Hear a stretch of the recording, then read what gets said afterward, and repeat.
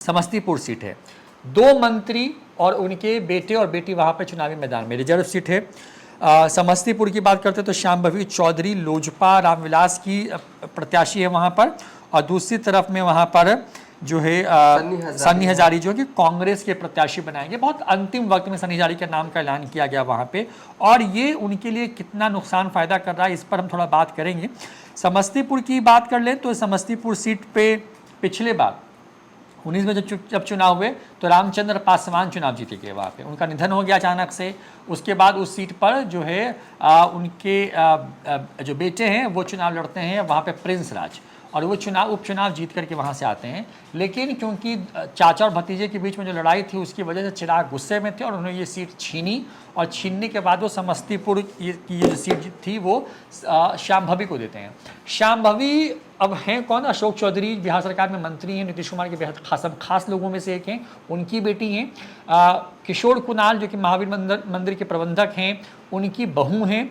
और वहाँ पर श्यामभवी चौधरी को लेकर के प्रधानमंत्री मोदी ने प्रचार करते हुए कहा कि वो मेरी बेटी है, देश की सबसे कम उम्र की प्रत्याशी है, महिला प्रत्याशी है, और ये अब चुनाव जीत के जाएगी तो समस्तीपुर नया इतिहास बनाएगा। यानी कि वहाँ पर लड़ाई जो है हाथ बनाम हेलीकॉप्टर का है। देवांशु, समस्तीपुर की बात करते हैं, श्यामभवी चौधरी मंत्री की बेटी और एक तरफ मंत्री का बेटा सन्नी हजारी, महेश्वर हजारी के बेटे, क्या ग्राउंड रिपोर्ट्स निकल के आई हैं अभी तक? देखिए, बिहार में समस्तीपुर एकलौता ऐसा क्षेत्र है जहाँ पर बेटा बेटी की लड़ाई हो रही है, और जेडीयू कोटे के 2 मंत्री, एक महेश्वर हजारी के बेटे चुनावी रण में, दूसरी तरफ अशोक चौधरी की बेटी शांभवी चुनावी रण में। जब चुनाव जो है शुरुआत हो रहा था, जब शांभवी के नाम का ऐलान हो रहा था, तब जब पहली बार शांभवी जो है वो समस्तीपुर गई थी तो उसके 2-4 रोज बाद तक ये कहा जा रहा था कि शांभवी जो है वो स्ट्रॉन्ग जोन में नहीं है, क्योंकि वो नई है और उनका कहीं ना कहीं जो है इस बार इंडिया गठबंधन की तरफ से, या कहें कि महागठबंधन की तरफ से जोरदार जो है वो टक्कर जो है वो समस्तीपुर में दिया जाएगा। लेकिन चीज़ें जैसे जैसे प्रचार हो रहा होता है बदल जाती है, और ये कैसे बदलता है? देखिए, एक तो सन्नी हजारी जो का नाम का ऐलान होने में देर हुआ, उतना वक्त वो प्रचार कर चुकी थी, ठीक है। उसके बाद जब पीएम मोदी आते हैं तो उन्होंने जो शब्द का इस्तेमाल किया ना, वो बड़ा मतलब कि लोगों को हिट किया है, वो हिट वाली लाइन, और लोगों को पसंद आई। और कहीं ना कहीं जो समस्तीपुर के लोग थे, जो वोटर थे, उनके मन और मिजाज में ये गया कि पीएम मोदी जिसकी तारीफ कर रहा हूँ इस तरीके से, इस इमोशनल तरीके से, कहीं ना कहीं वो बड़ा पॉजिटिव गया शांभवी के लिए। और उसके बाद जो है उसी दौरान क्या हुआ कि उनके पिता अशोक चौधरी ने समस्तीपुर लोकसभा क्षेत्र में डेरा डाल दिया और अपनी बेटी को जितवाने के लिए जी तोड़ से जो है वो मेहनत जो है उन्होंने किया। तो दूसरी छोर क्या हुआ, सन्नी हजारी के पिताजी को अल्टीमेटम भी जो है वो मुख्यमंत्री नीतीश कुमार की तरफ से दे दिया गया, गड़बड़ करने वाले को वो छोड़ेंगे नहीं। यानी कि महेश्वर हजारी जो लब्बो लुबाब था, और जो मैसेज उनको खुले तौर पर दिया गया कि महेश्वर हजारी अगर अपने बेटे की मदद करते हैं तो उनका मंत्री पद से जाना बिहार में वो तय है, ठीक है। खुलकर वो शब्द वो इस्तेमाल नहीं किए थे, लेकिन इनडायरेक्ट मजमून यही था। उसके बाद देखिए,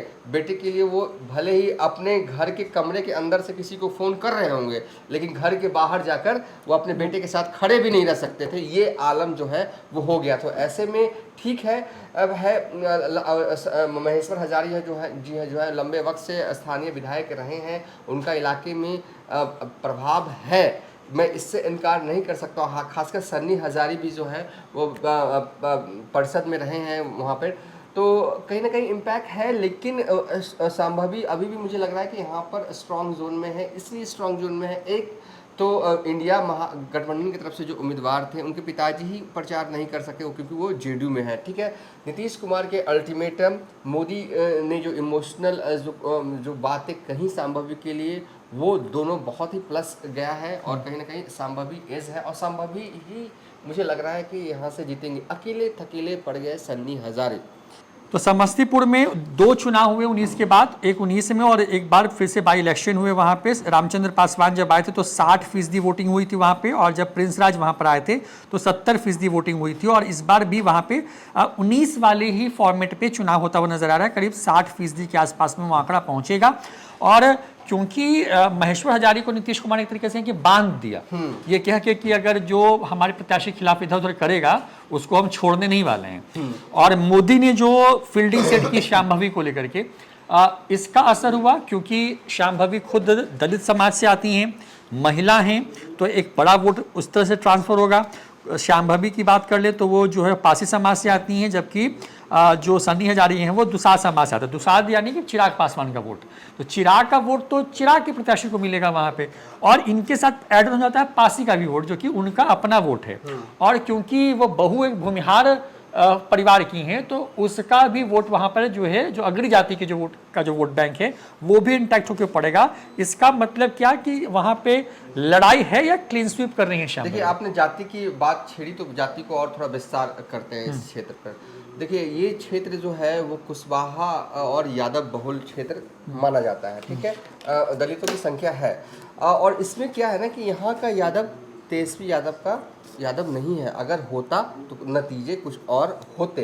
ये पिछले का मैं बता रहा हूँ, जो हिस्ट्री, पॉलिटिकल हिस्ट्री जो है वो समस्तीपुर का जो हमें बताया जाता है। कुशवाहा वोटर ठीक है, लालू यादव की तरफ से प्रयोग किए गए इस बार कुशवाहा वोटर में सेंधमारी करने की, लेकिन क्या समस्तीपुर में कुछ कुशवाहा वोटर जो है वो इंडिया गठबंधन के साइड जाने वाले हैं? तो ये सीधा जवाब है, नहीं जाएंगे। कुशवाहा वोटर जो है वो इसी साइड रहेंगे, यानी कि चिराग पासवान की पार्टी के साइड रहेंगे। अब रही यादव, देखिए नित्यानंद राय के साथ क्या होता है, उजियारपुर बगल वाला क्षेत्र है, यहाँ पर यादव को आप ये नहीं कह सकते हैं कि हाँ आरजेडी के वोटर्स हैं, ठीक है। और सेम चीज अप्लाई होता है समस्तीपुर लोकसभा क्षेत्र में। यहाँ का यादव पूर्ण रूप से तेजस्वी यादव का नहीं है। यहाँ के यादव जो हैं वो एनडीए के उम्मीदवार को वोट करते ही करते हैं। तो अगर जाति के हिसाब से भी देखें तो यहाँ पर शांभवी चौधरी का जो है वो पल्ला भारी है। भारी कहाँ नहीं है, अगर ढूंढने जाए तो कहाँ थोड़ी सी कमजोरी आती है।